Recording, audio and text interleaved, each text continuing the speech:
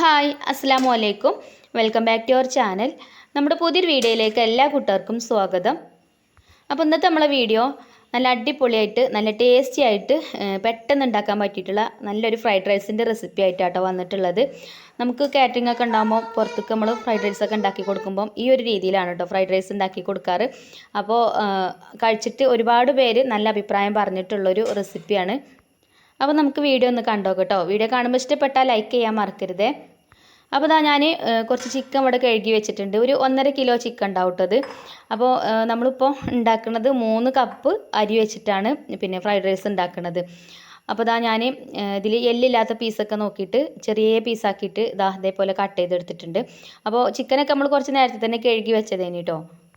അപ്പോൾ ആദ്യം നമ്മൾ ചെയ്യുന്നത് ചിക്കനിൽ മസാല തേച്ച് വെക്കുകയാണ്. എന്നാൽ മസാല പിടിച്ചോളും ബാക്കിയുള്ള കാര്യങ്ങളൊക്കെ നമ്മൾ ചെയ്യുമ്പോഴത്തേന്. അപ്പോൾ ഇങ്ങനെ ചെറിയ പീസാക്കി കട്ട് ചെയ്ത ചിക്കൻ ഒരു ബൗളിലേക്ക് ഇട്ട് കൊടുത്തിട്ട് അതിൽ മുളക് പൊടി, മഞ്ഞൾപ്പൊടി, പിന്നെ കുറച്ച് ജീരകം പൊടിച്ചതും ചേർത്തിട്ടുണ്ട്, വലിയ ജീരകം പൊടിച്ചത്. പിന്നെ ഇതിലേക്ക് ഉപ്പും ചേർത്ത് കൊടുത്തിട്ടുണ്ട്. പിന്നെ കുരുമുളക് പൊടിയും ചേർക്കണം. അതേപോലെ തന്നെ ഇഞ്ചി വെളുത്തുള്ളി പേസ്റ്റും കൂടെ ചേർക്കണം കേട്ടോ. അപ്പോൾ അത് ഞാൻ ആ ഒരു സമയത്ത് ചേർത്തിട്ടില്ല. ഇപ്പോൾ ഞാൻ കുറച്ച് സോയാ സോസ് ഒഴിച്ചു കൊടുത്തിട്ടുണ്ട്. എന്നിട്ട് നല്ലോണം ഒന്ന് മിക്സ് ചെയ്തെടുത്തതിന് ശേഷം പിന്നെ ഫ്രിഡ്ജിൽ കൊണ്ടുപോയി വെക്കുക കേട്ടോ. പിന്നെ അതേപോലെ തന്നെ കളറ് ചേർക്കണമെങ്കിൽ ചേർക്കുക. കളർ ചേർക്കണത് നല്ലതല്ലല്ലോ, നമ്മൾ കളറൊന്നും ചേർത്തിട്ടില്ല കേട്ടോ. പിന്നെ അതേപോലെ കാശ്മീരി മുളക് പൊടിയാണ് യൂസ് ചെയ്യണമെന്നുണ്ടെങ്കിൽ ചിക്കന് നല്ല റെഡ് കളറൊക്കെ ഉണ്ടാവും. എൻ്റെ അതിൽ കാശ്മീരി മുളക് പൊടി ഇല്ലേനി സാധാ മുളക് പൊടി ഉള്ളതിന്. അപ്പോൾ ഞാൻ സാധാ മുളക് പൊടി കേട്ടോ ചേർത്ത് കൊടുത്തത്. അങ്ങനെ അത് മസാലയൊക്കെ തേച്ചാണ്ട് ഫ്രിഡ്ജിൽ കൊണ്ടുപോയി വെച്ചിട്ടുണ്ട് മസാല പിടിക്കാൻ വേണ്ടിയിട്ട്. പിന്നെ ഞാൻ അതിലേക്ക് ചിക്കൻ ഫ്രൈയും കൂടെ ഉണ്ടാക്കുന്നുണ്ട്. അപ്പോൾ അതും മസാല തേച്ച് വെക്കാമെന്ന് വിചാരിച്ചു. അപ്പോൾ അത് ഞാൻ വേറൊരു ബൗളിൽ കുറച്ച് മുളക് പൊടി, മഞ്ഞൾപ്പൊടി, പിന്നെ നേരത്തെ ചേർത്ത പോലെ തന്നെ കുറച്ച് വലിയ ജീരകത്തിൻ്റെ പൊടി, പിന്നെ കുരുമുളക് പൊടിയും ചേർത്ത് കൊടുക്കുന്നുണ്ട്. അതേപോലെ തന്നെ ഇഞ്ചി വെളുത്തുള്ളി പേസ്റ്റും ചേർക്കുന്നുണ്ട്. അപ്പോൾ ആദ്യം നമ്മൾ മസാല തേച്ച് വെച്ചത് ഫ്രൈഡ് റൈസ് ഉണ്ടാക്കുമ്പം അതിക്ക് ചേർക്കാനുള്ള ചിക്കനാണ്. ഇതിപ്പം അതിക്ക് സെപ്പറേറ്റ് ആയിട്ട് ഉണ്ടാക്കുന്ന ചിക്കൻ ഫ്രൈ ആണ് കേട്ടോ. അപ്പോൾ ഉപ്പും ഇഞ്ചി വെളുത്തുള്ളി പേസ്റ്റും ഒക്കെ ചേർത്ത് കൊടുത്തതിന് ശേഷം ഇനി നമ്മൾ ഇതിലേക്ക് ചേർത്ത് കൊടുക്കുന്നത് തൈരാണ് കേട്ടോ. അപ്പോൾ ഞാനൊരു 2-3 സ്പൂണ് തൈര് ഇതിലേക്ക് ചേർത്ത് കൊടുക്കുന്നുണ്ട്. കുറച്ച് കട്ടിയായിട്ടുള്ള തൈര് ഉണ്ടെങ്കിൽ അത് ചേർക്കണതാണ് നല്ലത്. എൻ്റെത് കുറച്ച് ലൂസാണെന്നാൽ അധികം കട്ടിയില്ലാത്ത അങ്ങനത്തെ സൈസുള്ള തൈരാട്ടോ. അപ്പോൾ ഞാൻ 2-3 സ്പൂൺ ചേർത്തിട്ടുണ്ട്. പിന്നെ ഒരു അരമുറി ചെറുനാരങ്ങൻ്റെ നീരും അതിലേക്ക് ചേർത്ത് കൊടുക്കുന്നുണ്ട്. ചെറുനാരങ്ങൻ്റെ നീര് പിന്നെ എന്ത് ഫുഡിൽ ചേർക്കുകയാണെങ്കിലും നല്ല ടേസ്റ്റ് ഉണ്ടാവില്ലേ. ഫുഡിന് ടേസ്റ്റ് കൂട്ടാൻ പറ്റിയിട്ടുള്ള ഒരു സംഭവമാണ് ചെറുനാരങ്ങൻ്റെ നീര്. പിന്നെ പ്രത്യേകിച്ച് ചിക്കനിലാണെങ്കിലും ബീഫിലാണെങ്കിലും അതേപോലെ മീൻ ഫ്രൈ ചെയ്യുമ്പോഴും ഒക്കെ ചെറുനാരങ്ങൻ്റെ നീര് ചേർക്കുമ്പോൾ ഒരു പ്രത്യേക ടേസ്റ്റാണ്. അപ്പോൾ തൈരും കൂടെ ചേർത്തിട്ട് ഒക്കെ കൂടെ നല്ല രീതിയിൽ തന്നെ ഒന്ന് മിക്സാക്കി കൊടുത്തിട്ടുണ്ട്. പിന്നെ ഉപ്പൊക്കെ നോക്കിയിട്ട് വേണമെന്നുണ്ടെങ്കിൽ കുറച്ചും കൂടെ ഉപ്പൊക്കെ ചേർത്ത് കൊടുക്കാം. അപ്പോൾ ഉപ്പൊക്കെ പാകേനി കേട്ടോ. പിന്നെ ഞാൻ ഇതിലേക്ക് നമ്മൾ കഴുകി വൃത്തിയാക്കി വെച്ച ചിക്കൻ ഇതിലേക്ക് ചേർത്ത് കൊടുക്കുന്നുണ്ട്. അപ്പോൾ നമ്മൾ ചിക്കൻ ഫ്രൈ ഉണ്ടാക്കുമ്പം എല്ലില്ലാത്ത പീസ് വേണമെങ്കിൽ അങ്ങനെ എടുക്കാം. നമ്മളിപ്പോൾ കടയിൽ നിന്ന് ഇങ്ങനെ ഒരു ചിക്കൻ അങ്ങനെ വാങ്ങിച്ചതേനി കേട്ടോ. അപ്പോൾ എല്ലുള്ള പീസ് തന്നെയാണ്. എല്ലുള്ളതായാലും കുഴപ്പമില്ല, ഇല്ലാത്തതായാലും കുഴപ്പമില്ല. പിന്നെ ഇതിലേക്കും തന്നെ നമ്മൾ കളറൊന്നും ചേർത്തിട്ടില്ല കേട്ടോ. അതേപോലെ സാധാ മുളക് പൊടി ആയതുകൊണ്ടാണ് കളർ കുറവായിട്ട് കാണുന്നത്. കാശ്മീരി മുളക് പൊടിയാണെങ്കിൽ നല്ല ചുമന്ന കളറൊക്കെ ആയിട്ടുണ്ടാവും. അപ്പോൾ അതും തന്നെ മസാലയൊക്കെ തേച്ച് വെച്ചിട്ടുണ്ട്. ഇതും ഇനി ഫ്രിഡ്ജിൽ കൊണ്ടുപോയി വെക്കും. അപ്പോൾ ഇനി നമുക്ക് ബാക്കിയുള്ള കാര്യങ്ങളൊക്കെ നോക്കാം. അപ്പോൾ തന്നെ ഇതിൽ മസാലയൊക്കെ പിടിച്ച് സെറ്റായി വരട്ടെ കേട്ടോ. അപ്പോൾ ഞാനിനിപ്പോൾ ഒരു ബൗൾ എടുത്തിട്ടുണ്ട്. എന്നിട്ട് ഇതിലേക്ക് 3 കപ്പ് അരിയാണ് കേട്ടോ നമ്മൾ ചേർത്ത് കൊടുക്കുന്നത്. നമ്മൾ ഫ്രൈഡ് റൈസ് ഉണ്ടാക്കാൻ 3 കപ്പ് അരിയാണ് എടുക്കുന്നത്. അപ്പോൾ 1 കിലോൻ്റെ അളവാണ് കേട്ടോ ഞാൻ പറയുന്നത്. ഈ ഒരു അളവ് തന്നെ മതി 1 കിലോന്. നമ്മൾ പിന്നെ ഫ്രൈഡ് റൈസ് ഉണ്ടാക്കുമ്പോഴും ഈ ഒരു അളവ് മതി കേട്ടോ. അരി 1 കപ്പും കൂടെ എടുക്കണം എന്നുള്ളൂ. ബാക്കിയുള്ള ഇൻഗ്രീഡിയൻസ് ഒക്കെ ഈ ഒരു അളവിൽ എടുത്താൽ മതി. അപ്പോൾ നമ്മൾ എടുത്തിട്ടുള്ള അരി ഇന്ത്യ ഗേറ്റിൻ്റെ അരിയാണ് എടുത്തിട്ടുള്ളത്. അപ്പോൾ അരി ഞാൻ ഒരു പാത്രത്തേക്ക് ഇട്ട് കൊടുത്തിട്ട് പിന്നെ നല്ലോണം കഴുകി കൊണ്ടുവന്നിട്ടുണ്ട്. കഴുകിയിട്ട് വെള്ളം ഒഴിച്ച് വെച്ചിട്ടുണ്ട്. അപ്പോൾ അരി ഒരു അരമണിക്കൂർ എന്തായാലും വെള്ളത്തിൽ കിടക്കണം. 1 മണിക്കൂറായാലും കുഴപ്പമില്ല, അരമണിക്കൂർ എന്തായാലും വെള്ളത്തിൽ കിടക്കണം കേട്ടോ. എന്നാലേ പെട്ടെന്ന് വെന്ത് കിട്ടുള്ളൂ. അങ്ങനെ അരിയൊക്കെ കഴുകി വെള്ളത്തിലിട്ട് വെച്ചിട്ടുണ്ട്. പിന്നെ ഞാൻ ഇതിലേക്ക് എടുത്തിട്ടുള്ളത് 2 ക്യാപ്സിക്കം എടുത്തിട്ടുണ്ട്. പിന്നെ അതേപോലെ തന്നെ ചെറിയൊരു കഷ്ണം ക്യാബേജ് എടുത്തിട്ടുണ്ട്. 1 തക്കാളി എടുത്തിട്ടുണ്ട്. 2 ക്യാരറ്റ് എടുത്തിട്ടുണ്ട്. പിന്നെ ഒരു പിടി പിന്നെ ബീൻസും എടുത്തിട്ടുണ്ട്. പിന്നെ മാഗി ക്യൂബ് 2 എണ്ണമാണ് കേട്ടോ. അതിലിപ്പോൾ 1 കട്ടേ കാണുന്നുള്ളൂ. 2 എണ്ണം ഉണ്ട്. 2 എണ്ണം എടുത്തിട്ടുണ്ട്. ഇനി അത് ഞാൻ ചേർക്കുന്ന സമയത്ത് കാണിക്കാം. പിന്നെ ഇതിലേക്ക് സ്പ്രിംഗ് ഒനിയനൊക്കെ ഉണ്ടെങ്കിൽ അതും കൂടെയൊക്കെ ചേർക്കുക. അപ്പോൾ നമ്മളെ കയ്യിലുള്ള വെജിറ്റബിൾസൊക്കെ നോക്കിയിട്ട് നമുക്ക് എടുക്കുക. പിന്നെ അതേപോലെ തന്നെ 3 മുട്ട വേണം, അതും എടുത്തിട്ടുണ്ട്. ഞാൻ 1 കപ്പ് അരിക്ക് 1 മുട്ട എന്നുള്ള രീതിയിലാട്ടോ 3 മുട്ട എടുത്തിട്ടുള്ളത്. അപ്പോൾ ഇതാ ഞാൻ ഇനി വന്നിട്ട് അടുപ്പ് കത്തിക്കാണ് കേട്ടോ. അടുപ്പ് കത്തിച്ചിട്ട് നമുക്ക് ഇതിലേക്കുള്ള ചിക്കൻ ഫ്രൈ ചെയ്തെടുക്കണം. ഫ്രൈഡ് റൈസിക്ക് ചേർക്കാനുള്ള ചിക്കനാട്ടോ ആദ്യം ഫ്രൈ ചെയ്തെടുക്കുന്നത്. അപ്പോൾ ഞാൻ അടുപ്പൊന്ന് വേഗം കത്തിച്ചെടുക്കുന്നുണ്ട്. ഇപ്പോൾ മഴ ആയതുകൊണ്ട് ആദ്യത്തെ പോലെ അടുപ്പ് അങ്ങോട്ട് വിചാരിച്ചത് പോലെ പെട്ടെന്നാണ് കത്തിക്കിട്ടൂല കേട്ടോ. കുറച്ച് നേരം അടുപ്പ് കത്തിക്കാൻ വേണ്ടിയിട്ട് നിൽക്കണം. അപ്പോൾ ഞാൻ അടുപ്പ് കുറച്ച് ഒരു ചിരട്ട വെച്ചിട്ട് കുറച്ച് ചാരട്ടിട്ട് അതിലേക്ക് മണ്ണെണ്ണ ഒഴിച്ചു കൊടുത്തിക്കണം കേട്ടോ. എന്നാൽ പിന്നെ പെട്ടെന്ന് കത്തിക്കോളും എന്ന് വിചാരിച്ചിട്ട്. അപ്പോൾ നമ്മൾ ഇരുമ്പിൻ്റെ ചട്ടി ഉണ്ടല്ലോ, അതിൽ ചിക്കൻ ഫ്രൈ ചെയ്തെടുക്കുകയാണെങ്കിൽ പെട്ടെന്ന് ഫ്രൈ ആയി കിട്ടും. അപ്പോൾ അത് അടുപ്പത്ത് വെക്കുകയാണ് ഏറ്റവും നല്ലത്. അപ്പോൾ ഞാൻ അങ്ങനെ അടുപ്പ് കത്തിച്ചുകൊണ്ട് ആ ഒരു ചട്ടിയൊക്കെ കഴുകി കൊണ്ടുവന്നിട്ട് അടുപ്പത്ത് വെച്ചിട്ടുണ്ട്.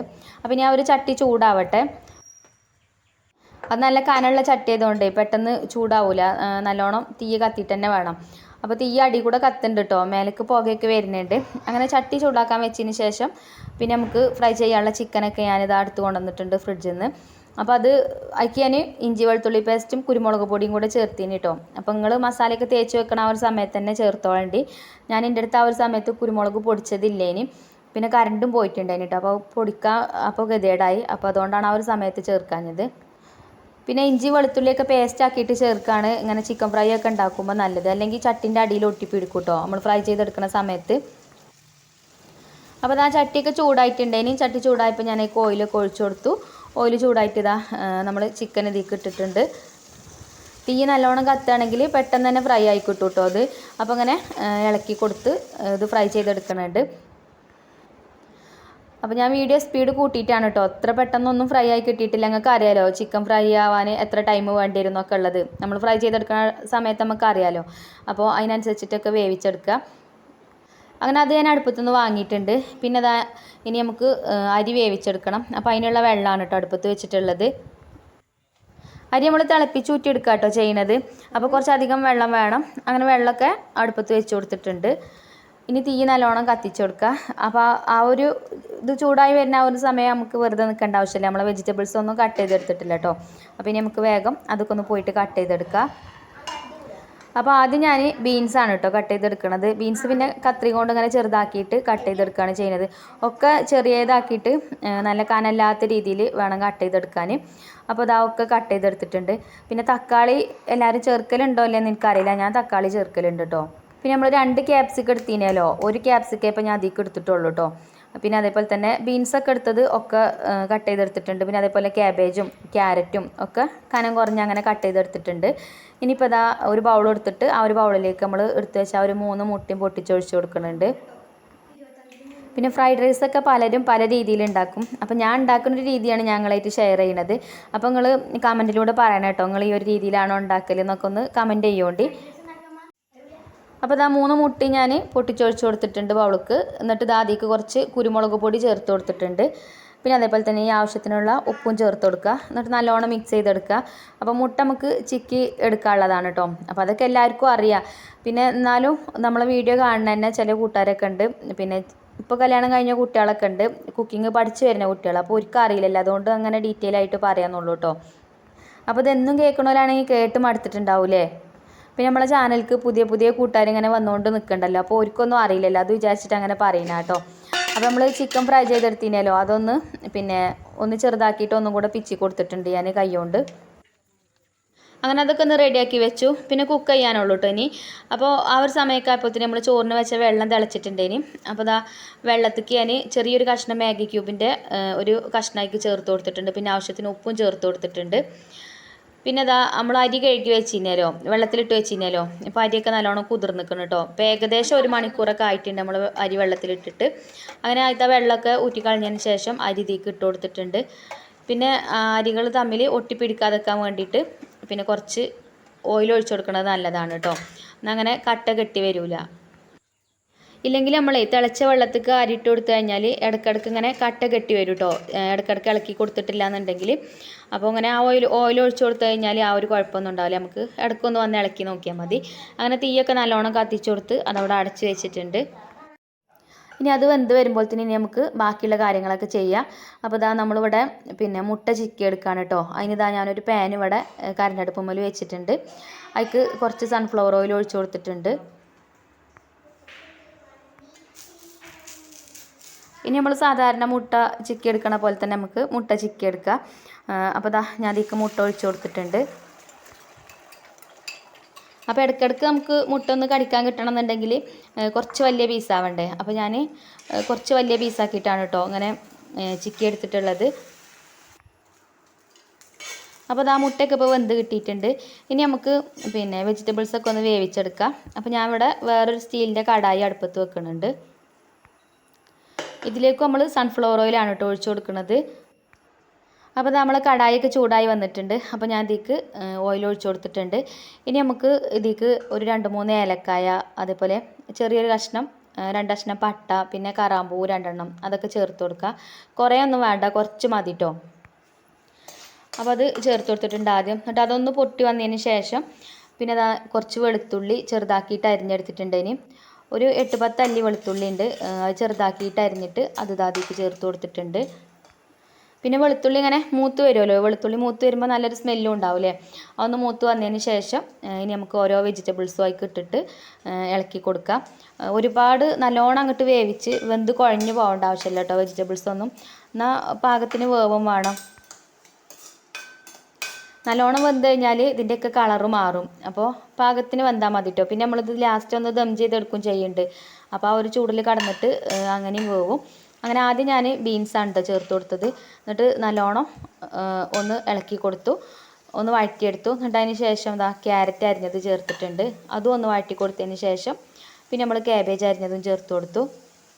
അപ്പോൾ ബീൻസിനാണ് കുറച്ച് വേവ് കൂടുതലുള്ളത്. അപ്പോൾ ആദ്യം ബീൻസ് ചേർത്ത് കൊടുത്തു, എന്നിട്ട് ക്യാരറ്റ് ചേർത്ത്, പിന്നെ ക്യാബേജ് ചേർത്ത്, പിന്നെ സ്പ്രിംഗ് ഓനിയനൊക്കെ ഉണ്ടെന്നുണ്ടെങ്കിൽ അതും ചേർത്ത് കൊടുക്കാം കേട്ടോ. അപ്പോൾ എൻ്റെ അടുത്ത് അതില്ല, അതിനില്ലാത്തതുകൊണ്ട് ഞാൻ ചേർത്തിട്ടില്ല. പിന്നെ മാഗി ക്യൂബ് ഒരു 1.5 കഷ്ണം ഉണ്ട് ഇട്ടത്. ഒരു കട്ടയുണ്ട്, പിന്നെ ഒരു കട്ടൻ്റെ പകുതി ഉണ്ട്. അതിൻ്റെ ബാക്കി നമ്മൾ ഒരു കട്ടൻ്റെ പകുതി നമ്മൾ വെള്ളത്തിൽ ചേർത്ത് കൊടുത്തില്ലേ, അപ്പോൾ അതിൻ്റെ ബാക്കിയും കൂടെ കൂട്ടിയിട്ട് ഒന്ന് പൊടിച്ചിട്ട് ഇതിലേക്ക് ചേർത്ത് കൊടുത്തിട്ടുണ്ട്. അപ്പോൾ അത് ഇതിൽ കടന്നിട്ട് ഉരുക്കിക്കോളൂ കേട്ടോ. അങ്ങനെ കട്ടായിട്ട് ഇട്ട് കൊടുക്കാൻ ഞാൻ മതി, ഒന്ന് പൊടിച്ചിട്ട് ഇട്ട് കൊടുത്താൽ മതി. പിന്നെ അത് ഇളക്കി കൊടുത്തതിന് ശേഷം ക്യാപ്സിക്കം അരിഞ്ഞത് ചേർത്തിട്ടുണ്ട്. ക്യാപ്സിക്കത്തിന് പിന്നെ വേവ് കുറവല്ലേ, അപ്പോൾ അതുകൊണ്ട് ലാസ്റ്റ് ആട്ടോ ചേർത്തത്. അപ്പോൾ നമ്മൾ ഇതിലേക്ക് ഉപ്പ് ചേർത്ത് കൊടുത്തിട്ടില്ല, ഉപ്പ് ചേർത്ത് കൊടുക്കണം. പിന്നെ മാഗി ക്യൂബ് ചേർത്തതുകൊണ്ട് കുറേ ഉപ്പ് ഇടേണ്ട ആവശ്യമില്ല കേട്ടോ, കുറച്ച് ഉപ്പ് ചേർത്താൽ മതി. മാഗി ക്യൂബ് ഉരുകി വരുമ്പോൾ തന്നെ അതിൽ തന്നെ ഉണ്ടാവും ഉപ്പ്. അപ്പോൾ ഞാൻ കുറച്ച് ഉപ്പേ ചേർത്തിട്ടുള്ളൂ. പിന്നെ കുറച്ച് കുരുമുളക് പൊടിയും കൂടെ ഇതിലേക്ക് ചേർത്ത് കൊടുക്കുന്നുണ്ട്. എന്നിട്ട് നല്ലോണം ഒന്ന് ഇളക്കി കൊടുക്കുന്നുണ്ട്. കുരുമുളക് പൊടിയും ഉപ്പും മാഗി ക്യൂബൊക്കെ എല്ലാ ഭാഗത്തൊക്കെ ഒന്ന് ആവാൻ വേണ്ടിയിട്ട് കേട്ടോ.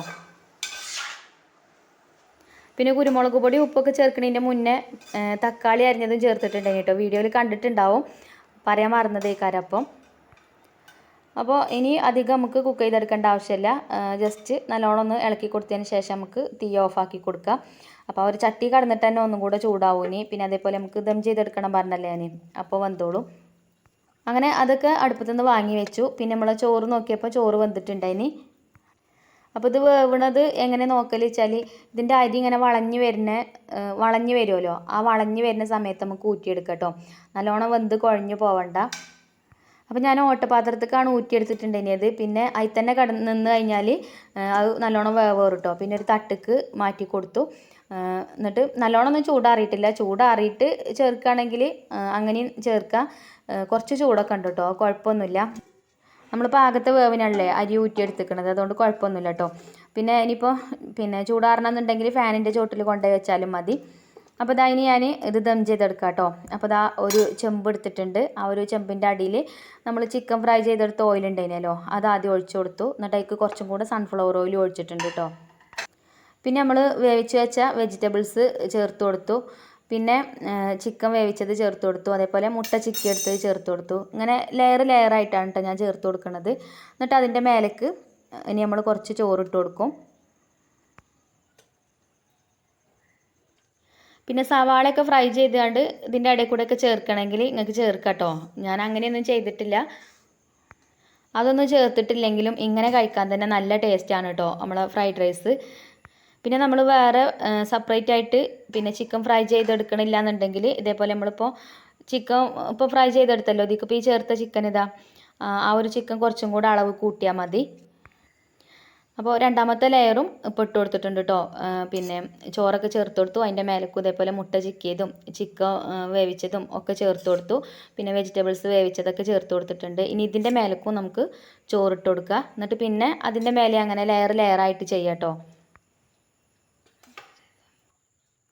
ഇങ്ങനെ നമ്മൾ ലെയറായിട്ട് ചെയ്യുമ്പോഴുള്ള ഗുണം എന്താ വെച്ചാൽ നമ്മൾ ലാസ്റ്റ് ഇത് പിന്നെ ഒക്കെ കൂടെ മിക്സ് ആക്കുമല്ലോ. ആ മിക്സ് ആക്കുന്ന സമയത്ത് എല്ലാ ഇൻഗ്രീഡിയൻസും എല്ലാ ഭാഗത്തും ആവും.